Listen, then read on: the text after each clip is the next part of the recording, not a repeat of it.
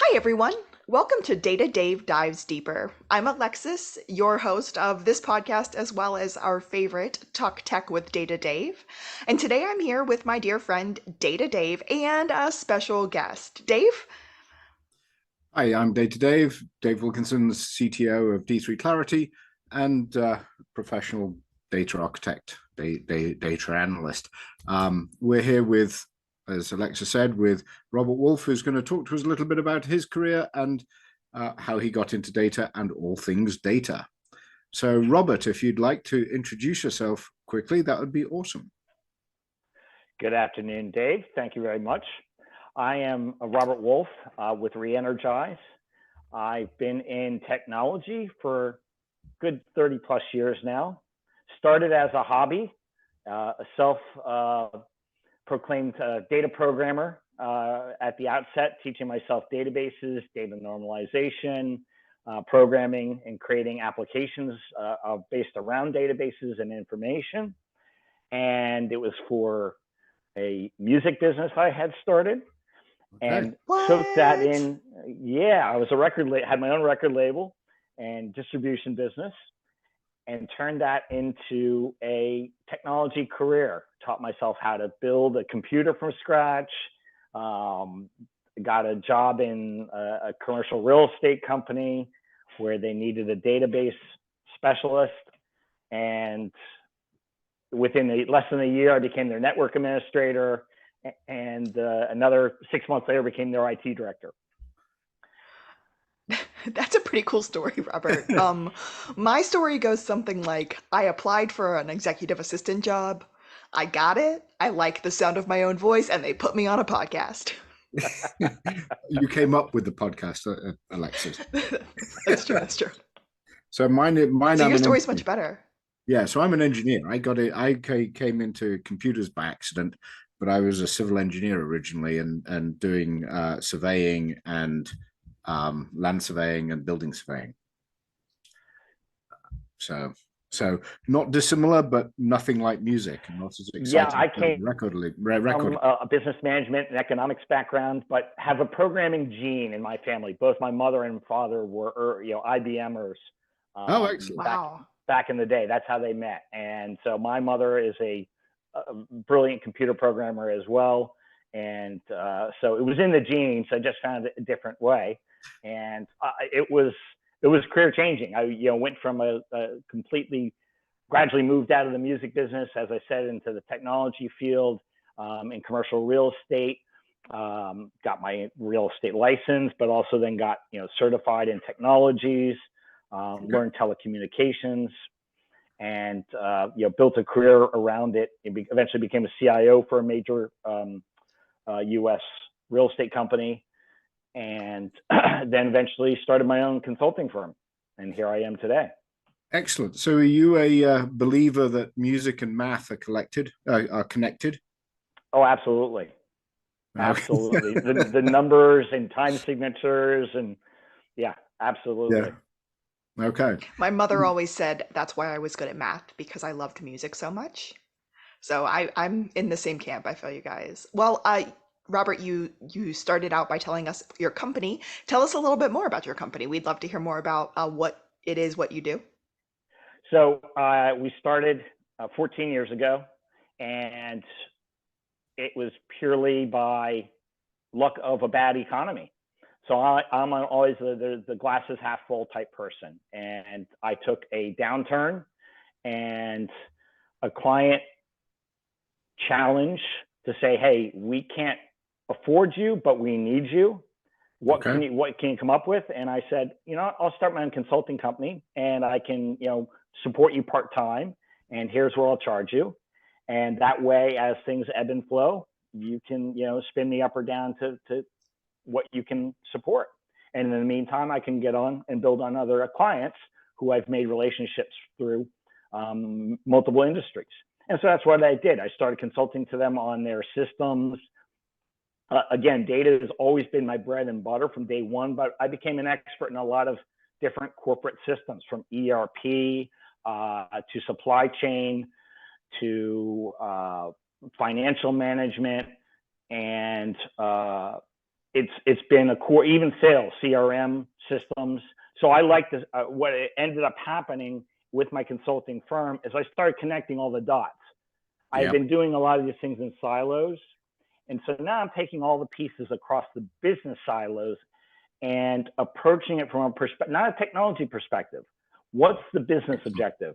How can we drive the business? How can my company be a partner with companies to help them succeed and grow and be scalable, be sustainable? I had been used to the ebbs and flow of the commercial real estate industry, and using that as a good backdrop. How can we normalize? How can we smooth out those peaks and valleys from a business cycle standpoint?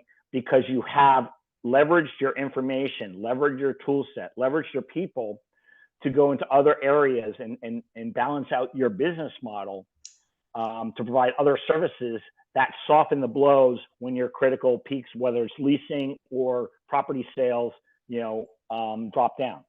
Mm-hmm. So you said that you have that love, that the data in your blood, if you will. What gives you that excitement when it comes to data? Why is it your favorite? I don't know. I'm intrigued at this point. Well, it's a little bit about math too. I mean, you're right. It was my favorite subject in school. In fact, my favorite high school math teacher is still teaching at my same school to this day. Wow. Yep. Which goes to show, I mean, he had that same passion for it. It's data is like math. It's like a puzzle. Right. And I loved taking these massive amounts of data people would do in spreadsheets and say, wow, there's a lot of things together here. Yeah, but they're not all related. Like addresses, you could have a person with multiple addresses. I just started thinking logic, simple logic, but you've got 5 different sets of address fields along the same record. Right. Why not make it scalable? So if one customer only has one data, address entry, that's all it takes to space up. So this is, again, way before you had thinking like this. This is the early 1990s. And this was just starting to come around in terms of the day-to-day business world. Everybody otherwise saw of Lotus 123 and spreadsheets or CSV files. Wait, Lotus 123? You Am I showing my me? age here? Yes, I'm showing my age. I remember Lotus 123 and WordPerfect. So yes. Okay, was Lotus 123 a Excel sort of thing? A precursor to Excel. Precursor to by another company. Different company owned by Lotus, now owned by IBM. That was the competitor, the original competitor for Excel, and they actually invented the spreadsheet. I used Learning something new. So Lotus 123 was a competitor to Excel. So you talked about silos of data and coming at it from that perspective. So what's your thought on that, right? You said you come at it from looking at the silos and then breaking out. So breaking out into where? So I love using the example of just say a manufacturing business where you have a product team with data on the product. You've got then a sales team that has product information, but they manage them in 2 different places, 2 different systems. Absolutely. What I've often find, even to this day, is they're not connected seamlessly. Yep. And real time. Yep. And that what immediately happens is there's all of a sudden in your sales system, there's gaps in the data. Or even in the product system, I'll say you get people who don't manage it on a database and they add new products. They don't add all the attributes that are needed downstream, not necessarily for sales. Then there's another silo for shipping and supply chain or ordering parts. And so I have a client even today I'm working with that's facing this kind of challenge. Yet they have great state-of-the-art or common modern systems. It's not like they're on legacy products, but they didn't have, I should say, they're now starting to understand and go through this evolution of, well, if the product starts here let's start a life cycle map and Yes. trace it through. And this is where I talk about breaking down the silos in our data maturity assessments we do. Yep.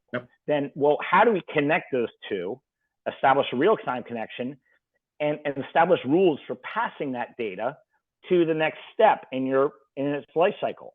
So, okay, is it going to marketing and sales first, or is it going to, and then does it next logically go to the ERP and to the logistics system so that it can be both inventoried and shipped out? So do you see that as, because we see this all the time, right? We see exactly the same thing frequently in understanding what the business is really doing from the data and explaining to people what their business is doing, right? So often I find that we by analyzing the data and analyzing the multiple silos and looking at what I call the data ecosystem structure or the data architecture, starting to explain to people what their business is really doing. Yes, and for me and for my clients, and every client is unique, and that's what I keep passionate, and I love doing this, is I find it's a new puzzle for me. Absolutely. And it's aligning the business approach, the business process, the people aspect of that data, and then tying it to the system. Because if you think back many years ago, everybody was so system-centric. Yep. They weren't taking into consideration special business conditions, exceptions, rules, other things like that. And they just said, oh, we'll connect the dots and plug this all together. And then they wondered when they walked away and left and said, oh, we successfully implemented the system. And they get lots of support tickets or calls or frustrated clients who say, this system's terrible. We need to move or do, and go back to what we were doing. That's what usually happens too. They start reverting to old processes, manual processes, workarounds. And tribal knowledge rather than data, right, comes back up to the forefront. So we use the metaphor. You can see the picture behind me of a landscape, right? So we talk about the technology landscape and the data landscape that exists in a business, based off of the idea that says a lot of people have assembled their business from putting in these mountains, putting in an ERP system, putting in a CRM system. Each one of these is a silo or a mountain of data.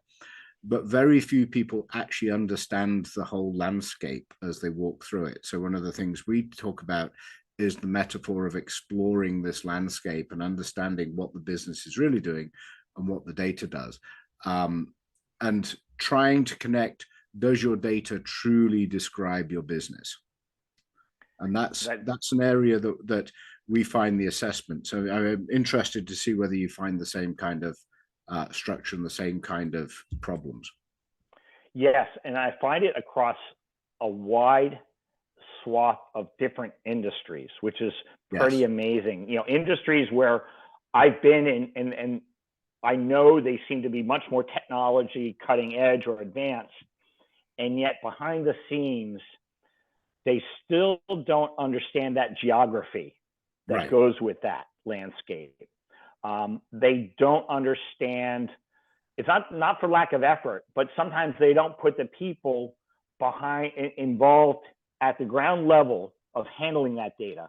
So if you think about whether it's a product team and a designer, putting the specs together for a new product versus a salesperson entering the new product and making a marketing piece for it, and what information goes with that, versus an accountant, what they have to track from the financial perspective for it. So and that whole ecosystem, it's a communication aspect. It's not just the physical data. It's them understanding, oh, this is how you use the data. Because that's the eye-opening moment a lot of times for when I first start with a client, is getting all those pieces and people in a room. Absolutely. Just at a very high level, talking through that description. And they're like, oh, that's how you use the data, and letting those people speak to what they do with the data. And all of a sudden it's a learning moment. And it's a change management opportunity. Yes. And do you find that we take a very similar viewpoint. Do you find that they're talking the same language or not? No. It's very frequently. And again, case in point, the current client I'm working with, and fabulous people, great technology, great and passionate people, and that's great. It's just Mhm. they haven't had the continuity and the right team of people to guide them, whether it be consultants, system vendors, because some companies depend on the system vendors to Right. give them that guidance. Absolutely. But again, for them, those system guidance, there's nothing against them, but they have a defined swim lane. Yes. So, And Right. yeah. So what we find often is that each silo has its own language within the business. yes, Each silo has a system.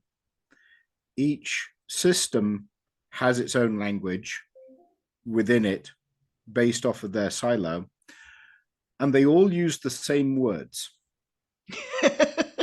but to mean The different customer, But we mean customer, completely customer, different customer. things, meaning completely different things. things. Yes, it's and this is again why I love going into completely new situations, Yes. and it doesn't phase me. And I learn new things each time, whether it's just about the product or I revision approaches I've used in the past and say, well, it worked great for this client, but for this client, we've got to tweak that and rethink Yes. because they have some unique things, which Right. every business, and this is where I talk a lot about the scalability, sustainability of what you implement. So if I dial it back to the whole data perspective, whether it's the governance, the management, the roadmap, the master data management, the quality control, there's also that scalability, sustainability part, which comes into play. And that's where that whole of evolution of the business, because right now I'm dealing with them at a point in time. Yep. And that could change a month from now, 3 years from now. And understanding that, asking the questions, you can learn some of that and understand where they're going, but it still doesn't tell you everything.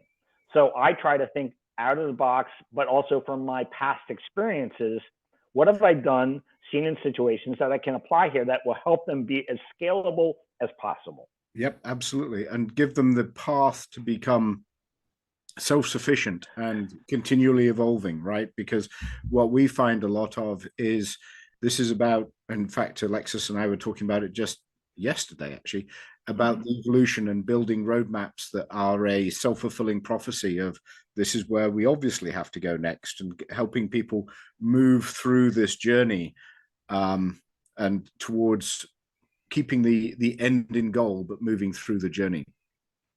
And here's the one danger I found with roadmaps, actually with a client from a few years ago. Sometimes you have to carefully and repeatedly give the caveat, this does not lock you into it.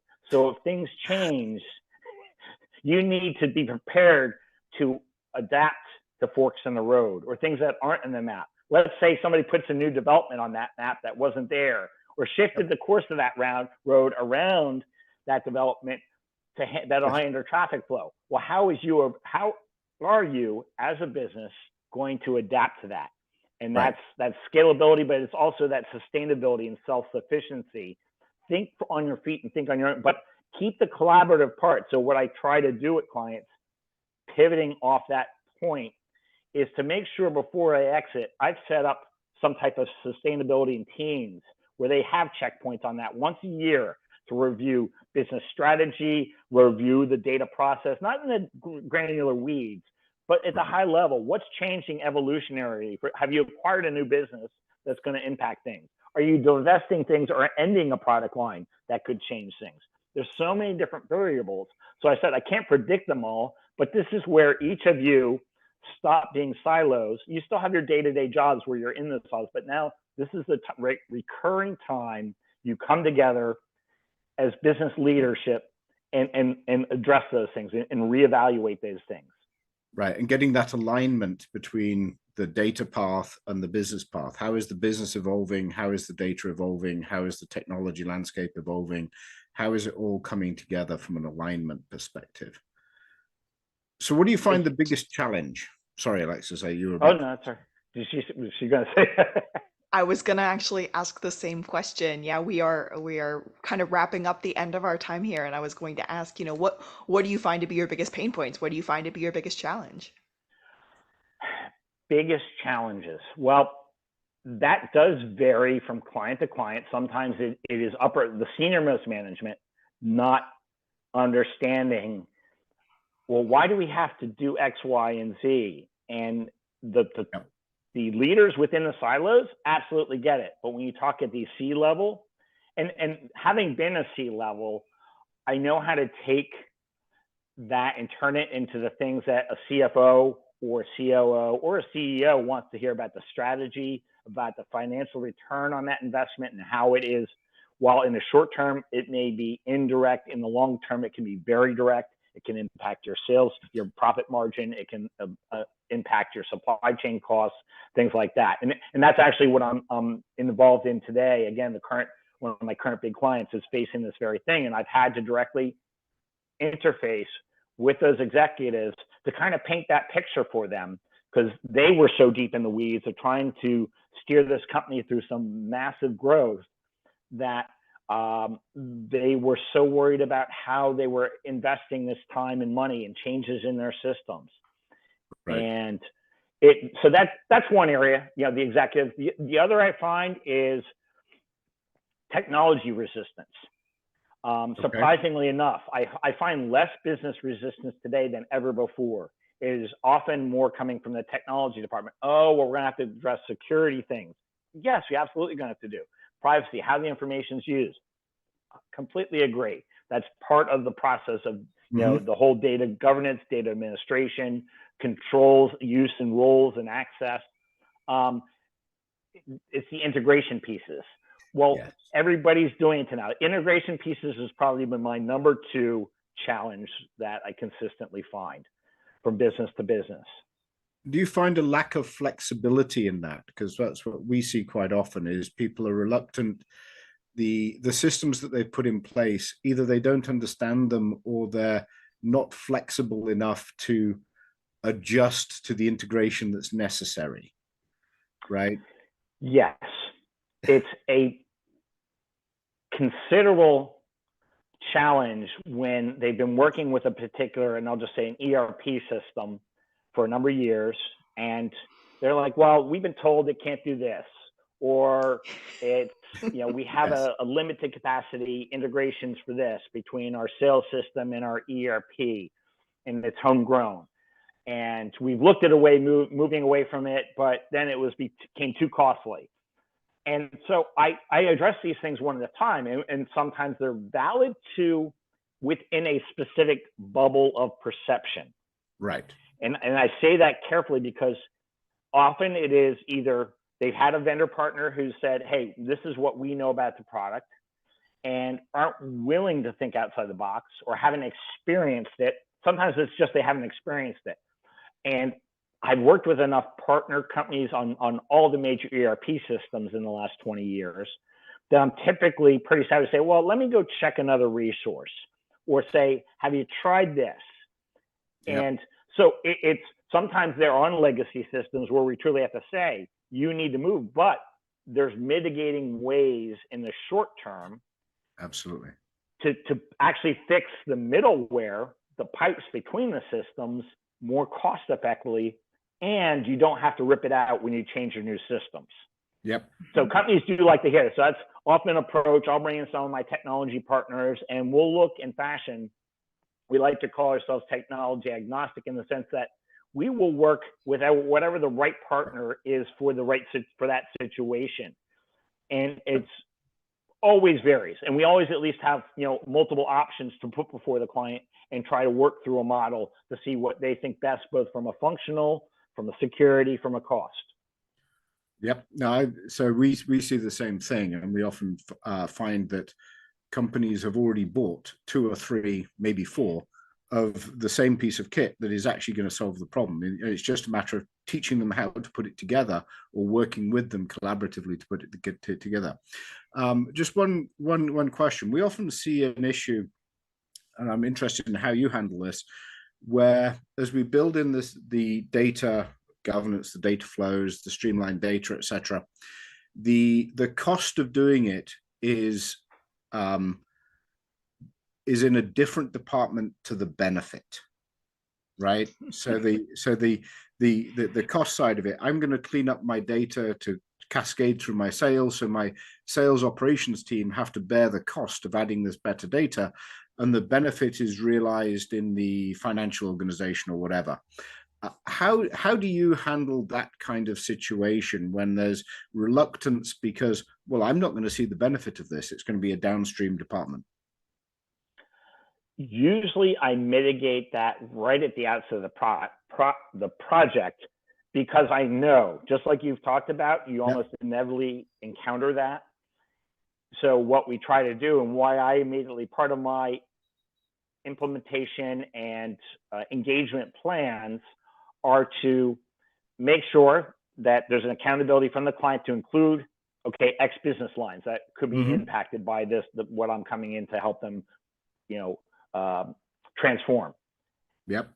And in that respect, I say, the goal is if we find something that touches all these, then we don't want one single line to bear the cost of that. It should be spread across the groups that use that data. No different than we're talking about connecting those silos of that piece of information. Product's a good example again. And sales is going to benefit because we're doing X. It helps their marketing piece. Product management could even benefit from the fact that we're giving them updated weights or dimensions based on what we did from shipping. That will at least help them from a packaging standpoint and cut their supply costs, or look at adjusting things like that for replacement parts. So I have found, at least, often to get easy buy-in, especially when I present to the CFO from that perspective, or to a controller. How are you accounting or paying for this? I really think this goes back to the business. It's not an IT expense anymore. Right. This is a business investment. And here's the ROI from a sales perspective. And here's the overall picture of ROI that we can paint across the value chain.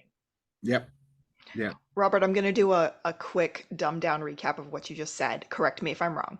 So the two biggest ways that you fight that when you're working with a client are transparency from the beginning, and trying to show the benefit to every part of the organization as soon as possible. Yes, it's part of the introductory phase, the transparency, and it's then the accountability phase at the end. So they tie together. Again, it's an end-to-end life cycle, just like the data itself. Excellent. Yes, we find the same thing, which is try and peel the benefit out of the department and have it accounted for across the business, and make it a corporate accountability as opposed to a line of business accountability. Well, thank you both so much for talking with us today. If you are not currently a listener of Talk Tech with Data Dave, I highly recommend you go check out Dave and I's podcast called Talk Tech with Data Dave. Robert, thank you so much for joining us today on this episode of Dives Deeper. We love talking to other people who are excited about the things that we're excited about. So it's been great talking with you today. Yes, thank you very much. Very much appreciate it. Appreciate your time. Great questions, and best of continued success. Thank you. Thanks, Robert.